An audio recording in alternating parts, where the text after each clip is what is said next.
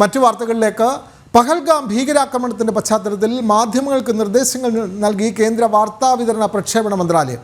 ഊഹാപോഹങ്ങൾ ഔദ്യോഗിക വിവരങ്ങളായി പ്രചരിപ്പിക്കരുത്.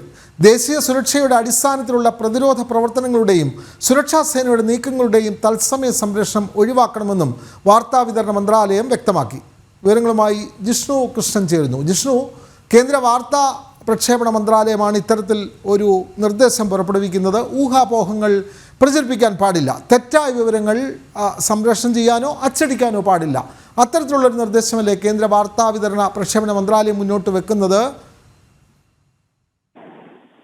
വിനോദ്, പഹൽഗാം ഭീകരാക്രമണത്തിന്റെ പശ്ചാത്തലത്തിൽ നിർണായകമായിട്ടുള്ള നടപടികളും നീക്കങ്ങളുമാണ് നിലവിൽ ഭാരതം നടത്തിവരുന്നത്. അതിന്റെ അടിസ്ഥാനത്തിലാണ് ഇപ്പോൾ കേന്ദ്ര വാർത്താ വിതരണ പ്രക്ഷേപണ മന്ത്രാലയം എല്ലാ മാധ്യമങ്ങൾക്കും ഏറെ നിർണായകമായിട്ടുള്ള നിർദ്ദേശങ്ങൾ നൽകിയിട്ടുള്ളത്. അതിൽ ഏറ്റവും പ്രധാനപ്പെട്ടത് പ്രതിരോധ നീക്കങ്ങളുടെയും സേനാ വിന്യാസത്തിന്റെയും സേനാ നീക്കത്തിന്റെയും തത്സമയ സംരക്ഷണം ഒഴിവാക്കണം എന്നുള്ളതാണ് കേന്ദ്ര സർക്കാർ മാധ്യമങ്ങളോട് ആവശ്യപ്പെട്ടിട്ടുള്ളത്. അതിന് ഏറ്റവും പ്രധാനമായി തന്നെ ചൂണ്ടിക്കാണിക്കുന്നത് അത് ഈ മുംബൈ ഭീകരാക്രമണ സമയത്തുൾപ്പെടെ ലൈവ് റിപ്പോർട്ടിംഗ്, തത്സമയ റിപ്പോർട്ടിംഗ് വലിയ പ്രത്യാഘാതങ്ങൾ ഉണ്ടാക്കിയിട്ടുണ്ട് എന്നുള്ള കാര്യം കൂടി ഈ നിർദ്ദേശത്തിൽ കേന്ദ്ര വാർത്താ വിതരണ പ്രക്ഷേപണ മന്ത്രാലയം ചൂണ്ടിക്കാട്ടിയിട്ടുണ്ട്. അതുകൊണ്ട് രാജ്യ സുരക്ഷ കണക്കിലെടുത്തുകൊണ്ട് ദേശീയ സുരക്ഷയുടെ അടിസ്ഥാനത്തിൽ പ്രതിരോധ നീക്കങ്ങളുടെയും സേനാ വിന്യാസത്തിന്റെയും തത്സമയ സംരക്ഷണം ഒഴിവാക്കണം എന്നുള്ളതാണ് ഇപ്പോൾ കേന്ദ്ര സർക്കാർ ആവശ്യപ്പെട്ടിട്ടുള്ളത്. കൂടാതെ ഇത് ഈ ഒരു സമയത്ത്